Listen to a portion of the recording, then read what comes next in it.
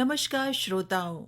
क्षेत्रीय समाचार एकांश के आज़ादी के अमृत महोत्सव के इस विशेष कार्यक्रम में आपके साथ मैं पंकज सनवाल खुलबे।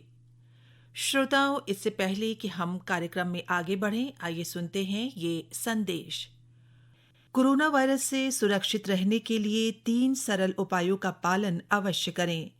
मास्क पहने, 2 गज की सुरक्षित दूरी बनाए रखें, हाथ और चेहरा साफ रखें और पूर्ण टीकाकरण कराएं। कोविड से संबंधित किसी भी जानकारी और मार्गदर्शन के लिए राष्ट्रीय हेल्पलाइन नंबर 011-2397-8046 और 1075 पर संपर्क करें और प्रदेश हेल्पलाइन नंबर है 104 व 01352722 और 2724-506। और आइए श्रोताओं, अब सुनते हैं आज़ादी के अमृत महोत्सव पर ये विशेष कार्यक्रम आज़ादी का सफर आकाशवाणी के संग। आजादी का अमृत महोत्सव।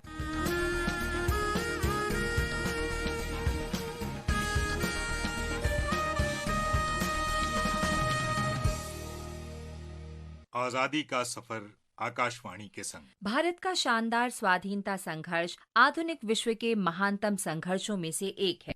आकाशवाणी से हम आपके लिए रोजाना ला रहे हैं इस शानदार संघर्ष की झलक।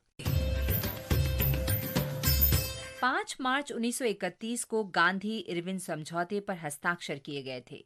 ये राजनीतिक समझौता ब्रिटिश सरकार के खिलाफ सत्याग्रह को समाप्त करने के बारे में था, जिसे गांधी जी ने दांडी मार्च के साथ शुरू किया था। गांधी जी ने मार्च और अप्रैल 1930 के बीच दांडी मार्च की शुरुआत की। The Great March for Liberty began. Gandhi started on his 241-mile-long trek from the ashram to Dandi, a village on the sea coast, along with his chosen band of 78 ashram inmates, symbols of the national determination with a strong resolve and undaunted look. 61-year-old Gandhi, with his undying faith in the justice of the cause he was pursuing, and in the success of the great campaign he had embarked upon, marched at the head of the procession with quick and unfaltering steps.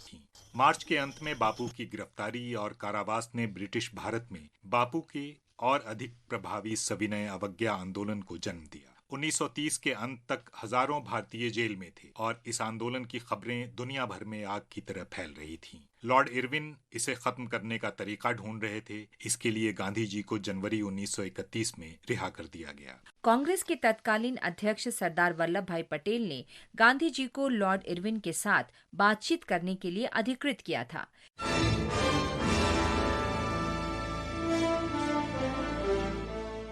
संधि के अनुसार भारतीय राष्ट्रीय कांग्रेस की ओर से गांधी जी सविनय अवज्ञा आंदोलन बंद करने के लिए सहमत हुए। कांग्रेस संवैधानिक सुधारों की रूपरेखा तैयार करने के लिए दूसरे गोलमेज सम्मेलन में शामिल होने के लिए सहमत हुई। यह भी सहमति हुई कि ब्रिटिश शासन भारतीय राष्ट्रीय कांग्रेस की गतिविधियों पर प्रतिबंध लगाने वाले सभी आदेशों को वापस लेगा। ये भी सहमति हुई कि अंग्रेज नमक पर कर हटा देंगे, जिससे भारतीयों को अपने स्वयं के उपयोग के लिए कानूनी रूप से नमक का उत्पादन, व्यापार और बिक्री करने की अनुमति मिली।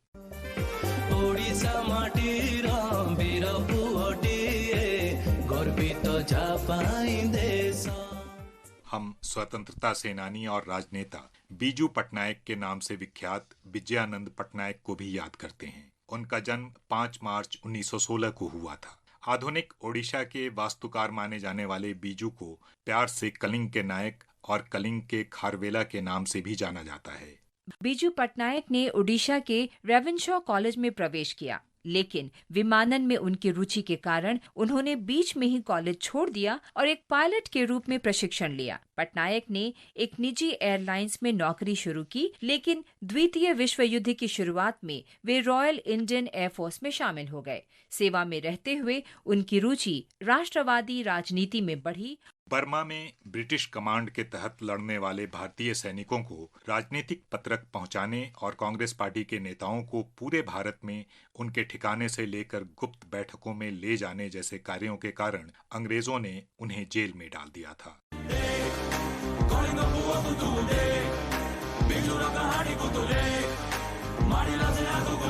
बीजू पटनायक भारत छोड़ो आंदोलन में शामिल हो गए और 1943 में उन्हें 2 साल के लिए जेल भेज दिया गया। बीजू ने 1947 में नीदरलैंड के खिलाफ स्वतंत्रता संग्राम में इंडोनेशिया की सहायता करने में भी महत्वपूर्ण भूमिका निभाई।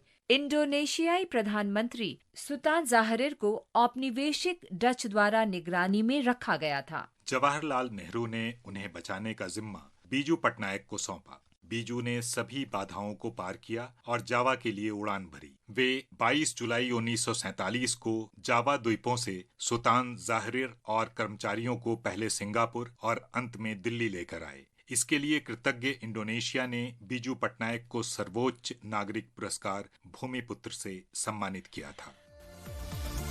चिरबंदिता एई माटीमा बंधने बांधी काहे अरे भूमिपुत्र सिए। 1946 में बीजू पटनायक उत्तर कटक निर्वाचन क्षेत्र से ओडिशा विधानसभा के लिए निर्विरोध चुने गए। वे 2 बार ओडिशा के मुख्यमंत्री बने। इस महान स्वतंत्रता सेनानी को हमारा नमन। आज बस इतना ही। आजादी का सफर आकाशवाणी के संग। कल फिर मिलेंगे नई कड़ी के साथ।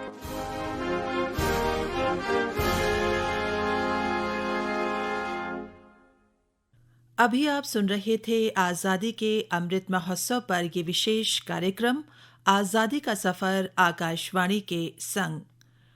श्रोताओं, एक बार फिर हम आपसे ये अनुरोध करेंगे कि कोरोना वायरस के संक्रमण से बचाव के लिए सभी एहतियाती नियमों का पालन अवश्य करें। जब भी घर से बाहर जाएं, मास्क अवश्य पहनें, सुरक्षित दूरी के नियमों का पालन करें और भीड़-भाड़ में जाने से बचें और अपने हाथ और चेहरे को साफ रखें। कोविड से संबंधित किसी भी जानकारी और मार्गदर्शन के लिए राष्ट्रीय हेल्पलाइन नंबर 011-2397-8046 और 1075 पर संपर्क करें। इसके अलावा प्रदेश हेल्पलाइन नंबर है 104 व 0135 2722 100 और 2724 506। श्रोताओं, इसी के साथ हमारा आज का ये विशेष कार्यक्रम यहीं पर समाप्त होता है। नमस्कार।